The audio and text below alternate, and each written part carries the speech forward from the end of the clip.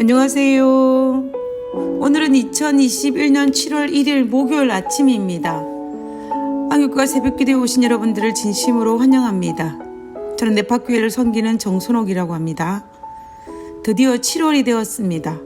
한 해의 절반이 넘어서는 새로운 2021년도 하반기가 접어드는 첫날입니다. 새해에 계획했던 것들을 점검해보거나 새로운 다짐이나 각오를 해보는 것도 좋을 것 같습니다. 힘차게 7월 1일을 시작했으면 좋겠습니다. 그러면 기도드리고 오늘 교과 내용을 살펴보도록 하겠습니다. 기도하겠습니다.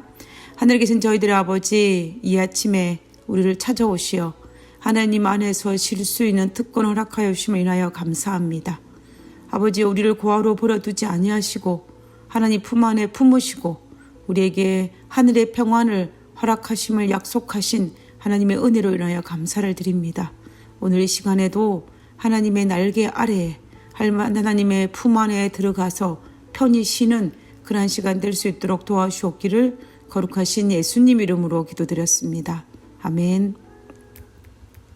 감사합니다.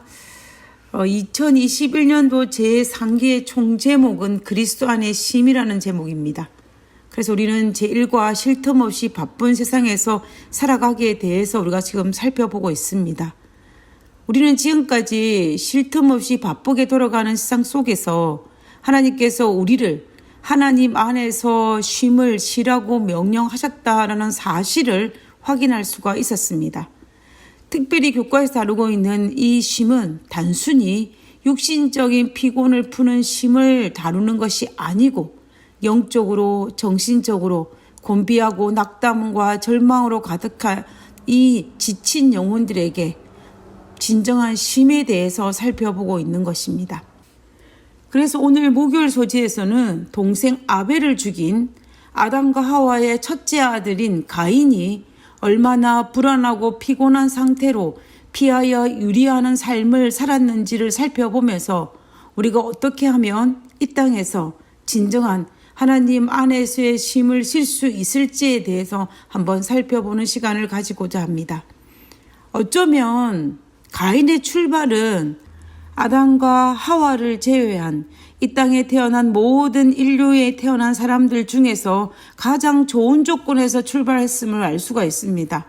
아담과 하와가 에덴 동산에 쫓겨나서 가인을 출생한 이후에 가인을 바라보며 혹시 이 아이가 창세기 3장 15절에 기록된 하나님이 약속하신 그 여자의 후손이 아닐까라는 생각이 들 정도로 그 아들에 대한 기대가 컸음을 우리는 알 수가 있습니다. 우리도 첫 자녀를 출산하였을 때 많은 기대를 가지고 올바른 교육을 시키려고 노력을 하지 않습니까? 그런데 하물며 아담과 하와는 얼마나 최선을 다해서 가인을 교육했겠습니까? 결국 가인은 이 지구상에서 존재했고 존재하는 많은 부모들 중에서는 그래도 아직 죄악의 때가 덜 묻은 좋은 부모 밑에서 좋은 교육을 받으며 자랐다라는 것입니다.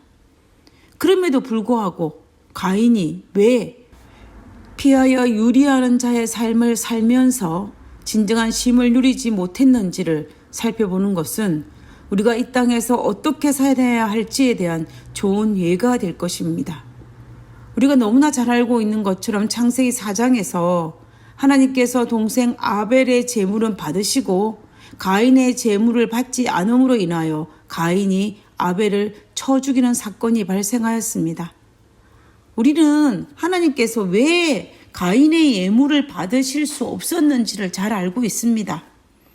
창세기 4장 4절에 받으셨다라고 번역된 이 단어의 뜻은 응시하다, 유심히 바라보다는 뜻으로 번역할 수가 있습니다.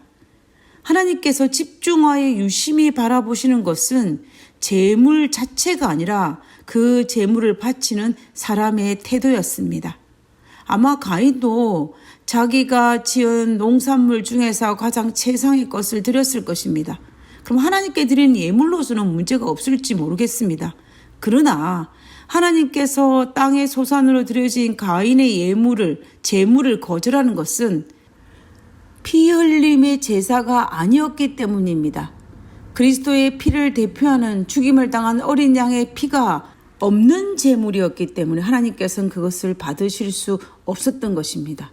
쉽게 말하면 가인의 제물에는 하나님의 명령을 거절한 제물이었습니다. 그러므로 하나님께서는 가인의 예물을 받을 수 없었던 것입니다. 하나님께서는 이런 가인의 태도와 가인의 성품과 가인의 동기를 보시고 그 예물을 거절하였던 것입니다. 교과서에서 소개하고 있는 것처럼 부조선자 72페이지에서는 가인은 약속된 희생과 희생 제물의 필요성에 대하여 마음속으로 불평과 불신을 품고 하나님 앞에 나아갔다. 그의 봉헌물에는 죄에 대한 참회가 표시되어 있지 않았다. 오늘날 많은 사람들이 느끼는 바와 같이 그는 하나님께서 세우신 계획 그대로 따르는 것은 연약함을 인정하는 것이 되며 자기 구원을 약속된 구세주의 속죄에만 전적으로 의존하는 경륜을 곧이곧대로 따르는 것은 연약함을 시인하는 것이 된다고 느꼈다. 그는 자기 의존의 길을 택하였다. 그는 자기의 공로를 가지고 나오려고 하였다. 결국 가인이 드린 예물은 가인의 죄는 하나님을 믿고 하나님을 신뢰하는 대신에 이것을 이번 주 교과의 주제로 이야기한다면 하나님을 통하여 진정한 쉼을 얻고자 하는 대신에 자신을 믿고 자신을 신뢰하면서 자신의 힘으로 진정한 쉼을 얻고자 시도하였다라는 것입니다. 그래서 하나님께서는 가인의 제물을 받으실 수 없었던 것입니다. 당연한 결과입니다. 만약에 하나님께서 가인의 제물을 받으셨다면 나는 길이요 진리요 생명이니 나를 말미암지 않고는 결코 아버지께로 올 자가 없다라고 말씀하신 그 말씀이 거짓이 되는 것입니다. 그러므로 공의의 하나님은 가인의 제물을 받으실 수 없었던 것입니다. 그때 하나님께서 인류의 최초의 살인자 가인에게 벌하시기를 창세기 4장 12절에 내가 밭을 갈아도 땅이 다시는 그 흙을 내어 주지 아니할 것이요 너는 땅에서 피하며 유리하는 자가 되리라. 가인이 내가 땅을 갈아도 밭이 다시는 그 흙을 내어 주지 아니할 것이 된다는 이것은 가인에게 어떤 행보일까요? 가인의 직업이 무엇이었습니까? 성경은 가인은 농사하는 자이었더라 라고 기록하고 있습니다. 지금까지 농사를 지어서 온 가족이 먹고 살면서 평화와 행복을 누렸다라는 것입니다. 그런데 이제는 가인이 농사를 지어도 더 이상 땅의 효력을 즉 풍성한 수확을 거두지 못할 것이라는 것입니다. 옛날에 농사를 지으며 풍년을 이루었는데 농사를 지으면 이제 흉년이 된다는 것입니다. 사실 이 형벌은 하나님께서 하신 것이 아니라 가인의 죄된 행동들과 불순종의 결과로 나타난 결과였습니다.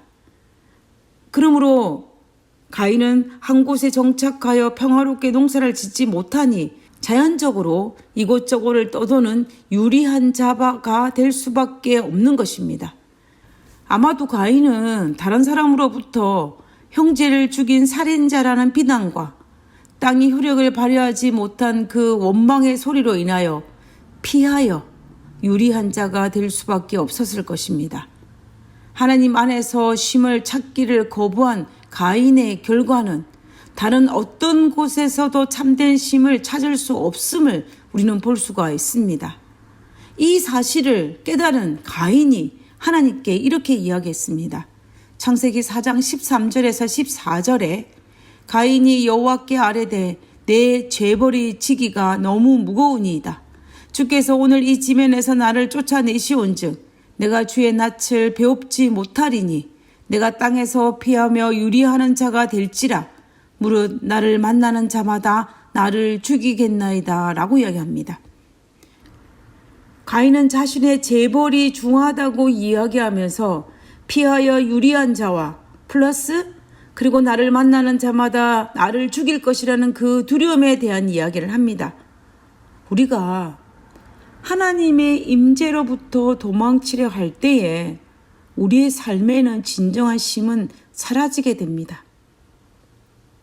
사람은 누구나 행복하기를 원합니다. 이 말은 이번 주 교과 내용의 용어를 사용한다면 사람은 누구나 편안한 쉼을 추구한다는 것입니다. 어쩌면 우리는 이 더 편안한 삶과 더 편안한 쉼을 살기 위해서 우리의 가족과 우리의 자녀들에게 그것을 제공하기 위해서 우리는 어쩌면 쉴 틈 없이 분주한 삶을 살아가고 있는지 모르겠습니다. 그런데 우리는 여기에서 생각해 보아야 할 것은 사람은 누구나 쉴 틈 없이 분주한 삶을 살아간다는 것입니다. 중요한 것은 그런 쉴 틈 없이 분주한 삶을 살아가면서 하나님께 모든 것을 맡기고 믿는 사람에게는 편안과 숙면을 취할 수 있을 것이고, 불완전한 자신을 의지하고 믿는 사람은 불안하고 불면증을 겪을 수밖에 없는 것이 차이입니다. 그렇다면은 우리는 쉴 틈 없이 분주히 살아가는 오늘날의 우리 세상 속에서 하나님 안에서 쉼을 선택함으로 다윗과 같은 삶을 살 것인지, 아니면 쉴 틈 없이 분주한 삶을 살아가면서 내 안에서의 쉼을 추구함으로 피하여 유리하는 불안과 평안이 없는 삶을 선택하는지는 우리의 선택에 달려 있다라는 것입니다. 하나님은 우리의 속성과 우리의 체질과 우리의 모든 것을 알고 계십니다.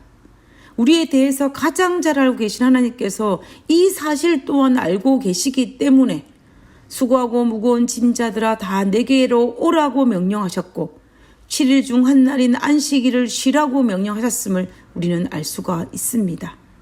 우리의 행복에 대해서 가장 관심을 많이 가지시는 분이 누구인지 아십니까? 우리를 지으신 하나님이십니다. 자녀의 행복에 대해서 부모만큼 관심이 많은 사람이 없는 것처럼 우리 하나님은 우리의 행복에 대해서 최고의 관심을 가지고 계십니다. 그러므로 우리는 우리를 행복하게 하기 위해서 하시는 하나님의 명령에 대해서 비록 우리가 동의하지 않는 부분이 있다 할지라도 순종해야 합니다. 내가 그 말에 동의해서 순종하는 것이 아니라 나를 향한 하나님의 사랑을 믿기 때문에 순종할 필요가 있다는 것입니다. 우리가 하나님의 명령에 순종함으로 말미암아 가인처럼 피하여 유리하는 자의 삶을 살지 않게 될 것입니다. 우리 모두 하나님의 명령에 즐겨 순종함으로 말미암아 피하여 유리하는 자의 삶이 아니라 평안과 진정한 쉼을 쉴 수 있는 그런 우리 모두가 되기를 간절히 바라면서 오늘 교과 내용을 마치도록 하겠습니다. 기도하고 마치겠습니다. 올바른 동기를 가지고 하나님 앞에 나오기를 원합니다. 약속하신 성령을 보내주셔서 하나님께서 원하시는 올바른 동기를 갖게 도와주시고 하나님의 명령에 기쁨으로 순종할 수 있는 믿음을 허락해 주시옵소서. 하늘에 계신 하나님, 우리가 성경의 많은 부분을 다 알지 못한다 할지라도 이것 하나만은 하나님께서 우리를 너무나 사랑하고 계신다는 사실, 그리고 하나님께서는 우리를 가장 좋은 곳으로 데려가기를 원하신다는 사실, 그것만은 믿고 우리가 하나님의 명령에 즐겨 순종할 수 있는 그러한 그리스도인이 되게 도와주시옵소서. 그때에 진정한 하늘의 평안과 쉼을 얻을 수 있음을 믿사오니 아버지의 오늘 하루도 순종하는 생애를 살 수 있도록 도와주옵기를 거룩하신 예수님 이름으로 기도드렸습니다. 아멘.